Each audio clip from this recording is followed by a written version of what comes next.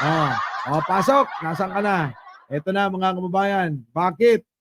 Kasabay naman ng pagunita ng undas, tila may hirit sa publiko si Vice President Sara Duterte. Ayan, may hirit sa inyo, mga kababayan.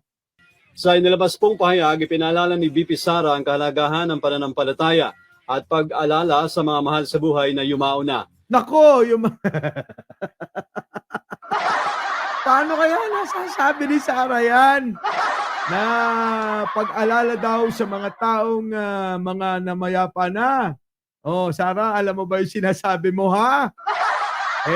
Kamakailan lang, meron kang gustong hukaying bangkay, ha? Tapos, may paminsa-minsahe ka pa. Nako po. Oo. Ano kaya pinaniniwalaan ng mga DDS to, ano?